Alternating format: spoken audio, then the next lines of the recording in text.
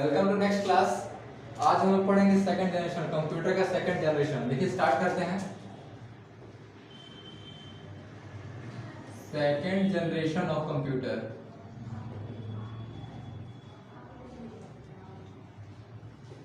ये आपका इस जनरेशन का पीरियड चल रहा आपका 1959 टू 1961, ठीक है, सॉरी 65।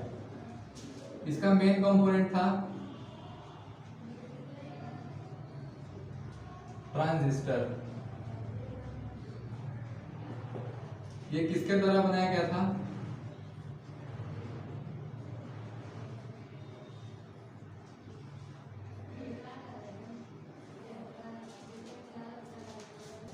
ठीक है, देखिए ट्रांजिस्टर क्या होता है, which is on from off either on or off, यानी also called electronic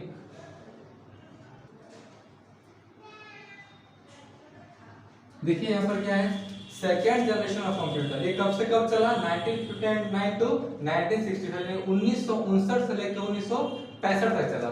इसमें मेन कंपोनेंट किसको डाला गया? ट्रांजिस्टर को, यानी वैक्यूम ट्यूब को हटा के ट्रांजिस्टर को डाल दिया गया। ठीक है, हम लोग आगे पढ़ेंगे ट्रांजिस्टर होता क्या। उससे पहले देखिए किसके द्वारा बनाया गया? बार्टिन, ब्रेट एंड शॉवली, इन दोनों के द्वारा इस जनरेशन का निर्माण किया गया। ठीक है, देखिए ट्रांजिस्टर क्या होता है? ट्रांजिस्टर इज इलेक्ट्रॉनिक स्विच, ये एक विद्युतीय स्विच है, ठीक है, which is on from of either on और ऑफ, जिससे हम चालू से बंद, बंद से चालू या बंद रख सकते हैं। ठीक है, कहने का मतलब है कि स्विच को या तो ऑन से ऑफ कर सकते हैं, या तो फिर ऑफ से ऑन करते हैं, या तो ऑफ या ऑन रख सकते हैं। ठीक है, it is also called electronic code और मशीन लैंग्वेज, मतलब इलेक्ट्रॉनिक कोड और मशीन लैंग्वेज के नाम से भी जाना जाता है, जिसे हम 0 और 1 बोलते हैं। इसको बाइनरी नंबर भी बोल सकते हैं हम लोग। ठीक है, इसका बहुत सारा नाम है, जैसे बाइनरी नंबर इसी को बोला जाता है, machine language, electronic code, low level language, या फिर फर्स्ट जनरेशन लैंग्वेज, ये सब बाइनरी नंबर को ही बोला जाता है। ठीक है, इसके बाद देखते हैं तो फर्स्ट जनरेशन का फीचर्स देखिए कितना मतलब वीक था।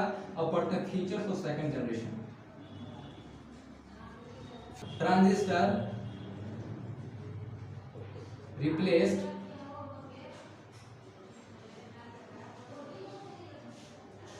vacuum tubes.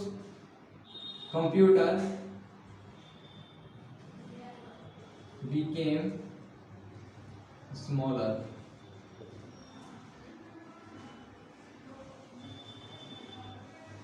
Work is very fast.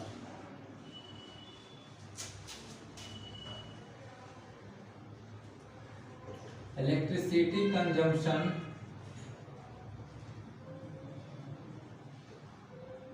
lower.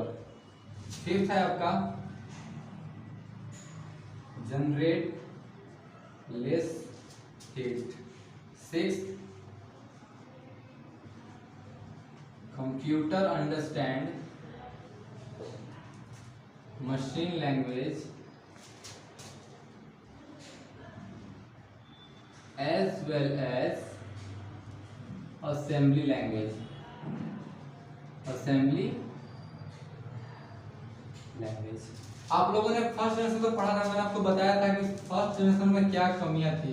उसमें क्या था कि वैक्यूम ट्यूब को यूज किया गया था मेन कंपोनेंट के रूप में। 18,000 वैक्यूम ट्यूब यूज किया गया था 1600 स्क्वायर फीट का जगह से रखने के लिए। काम बहुत स्लो होता था, अधिक बिजली उत्पन्न होता था, अधिक बिजली खपत होती थी, और बहुत जल्दी मशीन गर्म होता था, और कंप्यूटर सिर्फ और सिर्फ बाइनरी नंबर ही समझता है। इसमें क्या है, इसमें कुछ फीचर्स आ गया, इसके गुण क्या आ गए? Transistor replaced vacuum. जो ट्रांजिस्टर जो इलेक्ट्रॉनिक्स जो बताया आप लोग को, ये ट्रांजिस्टर ने क्या किया? वैक्यूम ट्यूब क्या कर दिया? रिप्लेस कर दिया, यानी वैक्यूम ट्यूब की जगह पर इस कंपोनेंट को डाला गया ताकि कंप्यूटर को ऑन से ऑफ या ऑफ से ऑन कर सके। ठीक है, इसके बाद क्या है? Computer became smaller. कंप्यूटर क्या हो गया? छोटा हो गया। अब इस कंप्यूटर को रखने के लिए फर्स्ट जनरेशन कंप्यूटर की तरह 1600 स्क्वायर फीट की स्पेस की आवश्यकता वहां पे नहीं थी। कंप्यूटर क्या कर दी गई? छोटी हो गई। ठीक है, इसके बाद क्या? Work is very fast. इसमें काम क्या होने लगा? फास्ट होने लगा। ठीक है। इसके बाद इलेक्ट्रिसिटी कंजम्पशन लोअर, मतलब अब सिस्टम छोटा हुआ है, कंप्यूटर छोटा हुआ, तो जाहिर सी बात है कि बिजली कम खर्च होगा, इसलिए लिखा गया यहाँ पे इलेक्ट्रिसिटी कंजम्पशन लोअर, बिजली कम खपत होने लगी। ठीक है। जनरेट लेस हीट, ज्यादा हीट नहीं उत्पन्न होता था। इसमें रीजन क्या है कि अगर सिस्टम में अगर स्विच रहे, आप फोन यूज करते हैं अपना, अगर कंटिन्यूअसली फोन के डेटा को ऑन किया हुआ है, कुछ देर तक रहे डेटा ऑन, एटलीस्ट 4 या 5 घंटा, तो फोन हीट हो जाता है। रीजन है कंटिन्यू चल रहा है तो हीट होगा। अब डाटा को ऑफ करते हैं, फोन को रेस्ट देते हैं, तो क्या कूल हो जाता है। उसी तरह से इस सिस्टम में क्या था कि जो स्विच लगाएगा तो कंप्यूटर में जब काम खत्म हो गया तो अपने सिस्टम को हम ऑफ कर सकते हैं। ऑफ करने की वजह से आपका जो है कंप्यूटर कम हीट होने लगा। Computer understand machine language as well as assembly. Computer machine language समझता ही था फर्स्ट जनरेशन में, तो सेकंड में क्या हुआ कि असेंबली लैंग्वेज को भी, जिसे हम बोलते हैं C++ या C क्लास के नाम से जानते हैं, वो सब क्या होता है, असेंबली लैंग्वेज। क्लियर है। देखिए इससे आगे देखते हैं हम लोग third generation of computer. Computer का थर्ड जनरेशन क्या है, इसके बाद देखते हैं third generation. Third generation of computer. तीसरा जनरेशन कंप्यूटर क्या था, इसका पीरियड कब से कब तक रहा, 1965 टू 1971। ठीक है। इसमें मेन कंपोनेंट किसको डाला गया, यहां पे ट्रांजिस्टर को हटा के आईसी लगा दिया गया, इसको बोलते हैं इंटीग्रेटेड सर्किट। ठीक है। Invented by Jack Kilby. Invented by Jack Kilby. देखिए आईसी क्या होता है,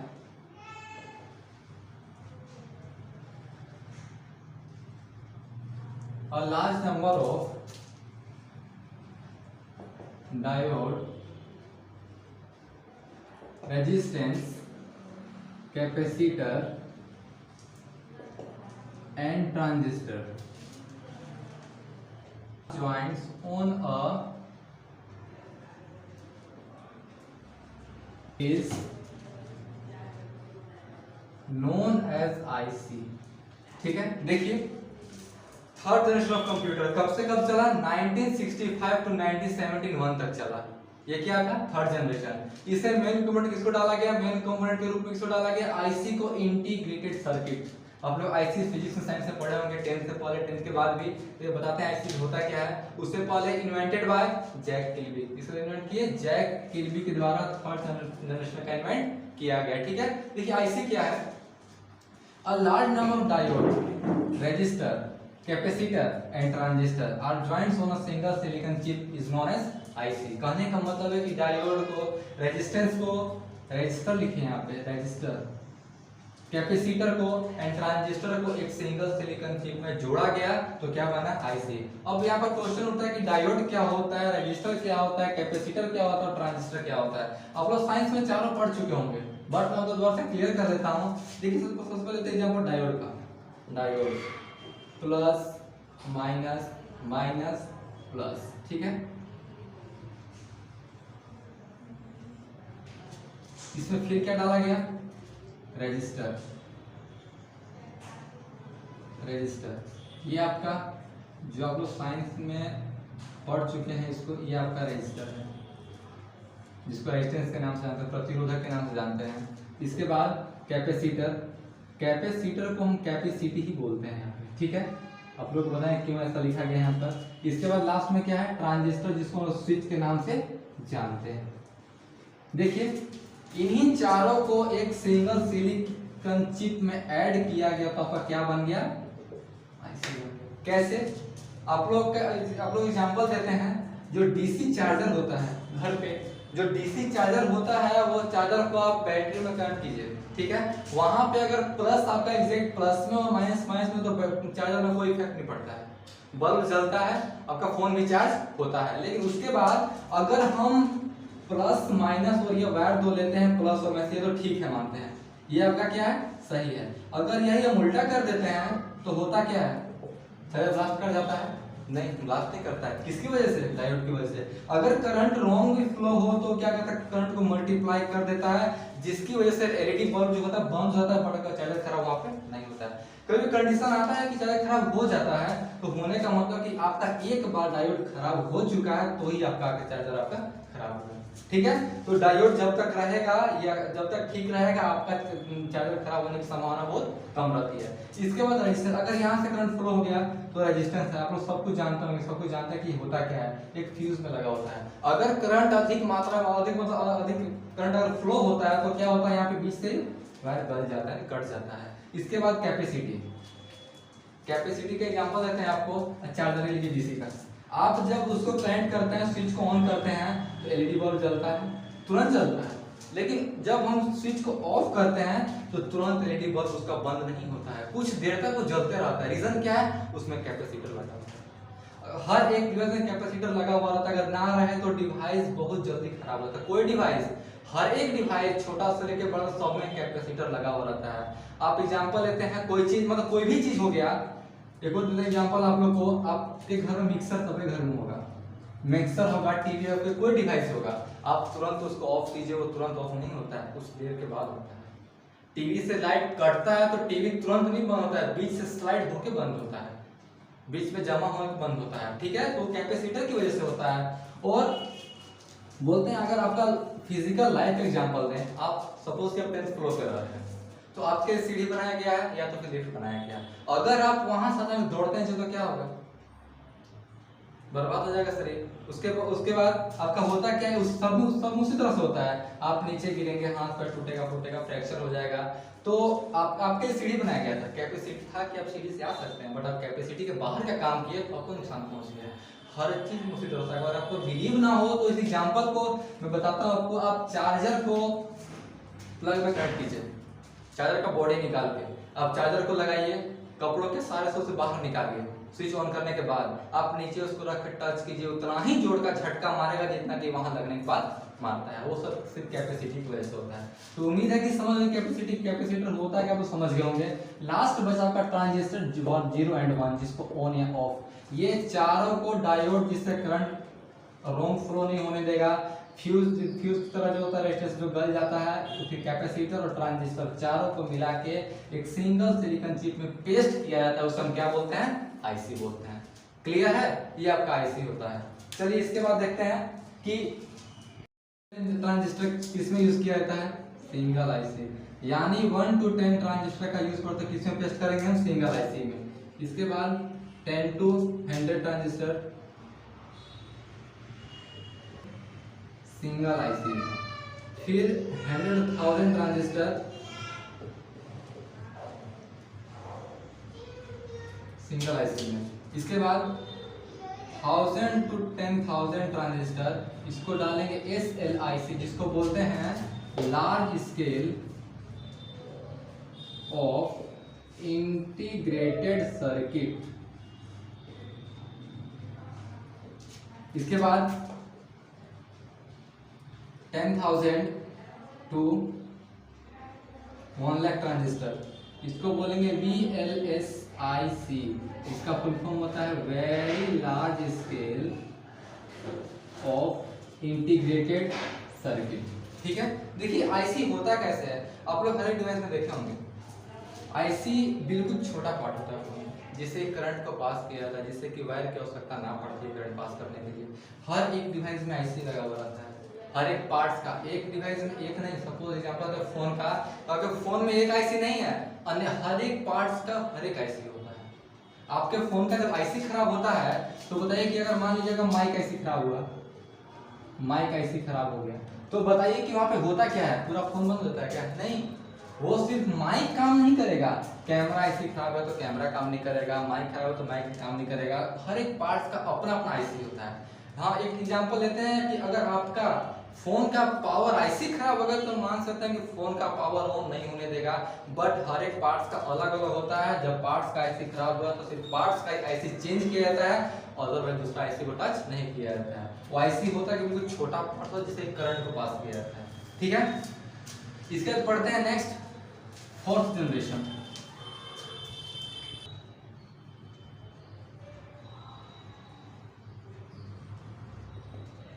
जनरेशन ऑफ कंप्यूटर। इसका क्या था, इसका पीरियड था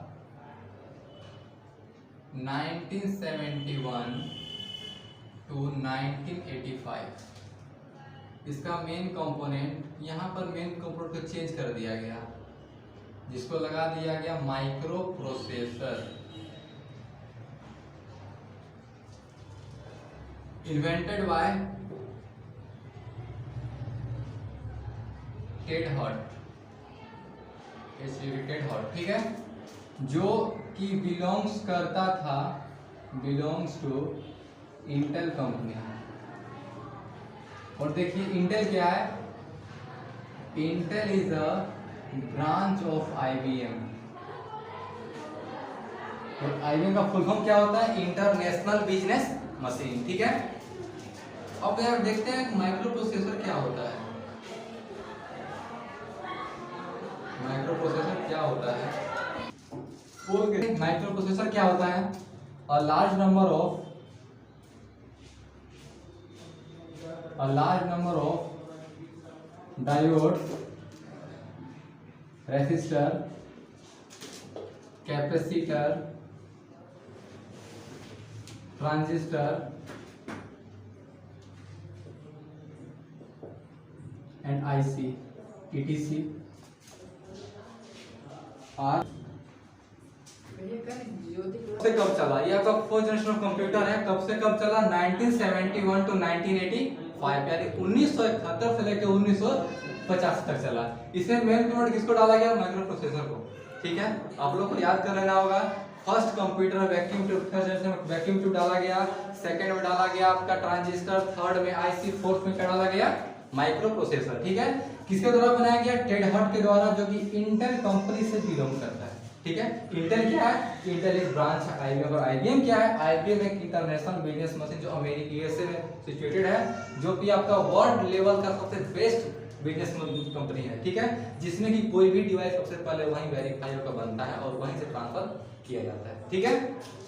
तो माइक्रो प्रोसेसर क्या है, a large number of diode, resistor, capacitor, transistor, IC. आप लोग को चारों पीछे क्लियर कर चुके हैं हम। इसके अलावा इसमें इन चारों के अलावा फिर आईसी को बनाकर पेश किया है बार बार, ठीक है, यानी उसको मल्टीप्लाई करते गए।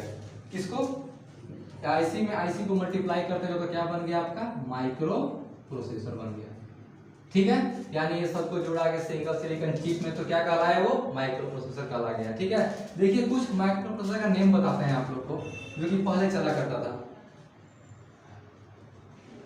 Chip number are, chip number are, देखिए 4004, 4040, 8086, 80286, 1 पेंटियम फर्स्ट, पेंटियम सेकेंड और फिर पेंटियम थर्ड। यानी कुछ माइक्रो प्रोसेसर है जो कि पहले के कंप्यूटर में यूज, कौन से कंप्यूटर में, फोर्थ जनरेशन कंप्यूटर में यूज किया गया। 4004, 4040, 8086, 80286, 80386, 80486, पेंटियम 1, पेंटियम 2, पेंटियम 3। यानी फोर्थ जनरेशन में सिर्फ इतना ही माइक्रो प्रोसेसर का यूज किया गया। आपका लास्ट बचा है कौन सा, फिफ्थ जनरेशन। देखिए इसको देखते हैं, आपका लास्ट है fifth generation of computer.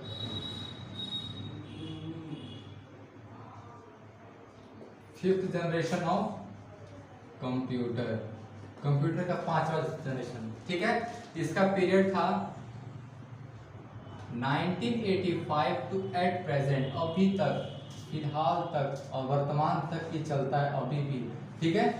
Computer का फिफ्थ जनरेशन, इसका मेन कंपोनेंट क्या था, वही सेम कंपोनेंट था जो हमने यूज किया था फोर्थ जनरेशन में, माइक्रो प्रोसेसर, ठीक है। इन्वेंटेड बाय, सेम इन्वेंटर के द्वारा फिफ्थ जनरेशन में बनाया गया, इन्वेंटेड बाय टेड हॉट के द्वारा, जो कि आप लोग को बता चुके कि ये इंटेल कंपनी से बिलोंग करता था। और ये इंटेल क्या है, एक ब्रांच है आईबीएम को, आईबीएम क्या है, इंटरनेशनल बिजनेस मशीन बोला जाता है, ठीक है। इसमें आपका कुछ माइक्रो प्रोसेसर है, micro processor chip number are,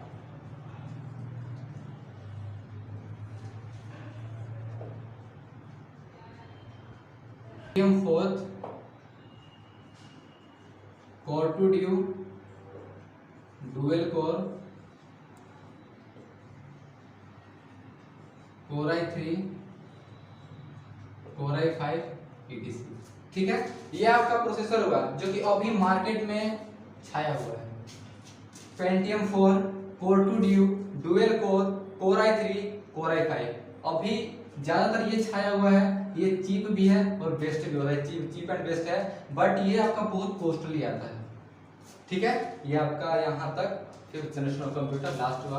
अगर आपको इतना कुछ समझ में अगर हल्का भी तकलीफ हुआ हो तो वीडियो के कमेंट सेक्शन में कमेंट करें कहाँ समझ में नहीं आया और क्या समझना है, और अगर इसके अलावा कुछ जानना चाहते हैं तो आप कमेंट सेक्शन में कमेंट कर दें कि आप जानना चाहते हैं, मैं आपके समस्याओं को दूर करूंगा। ठीक है, थैंक यू।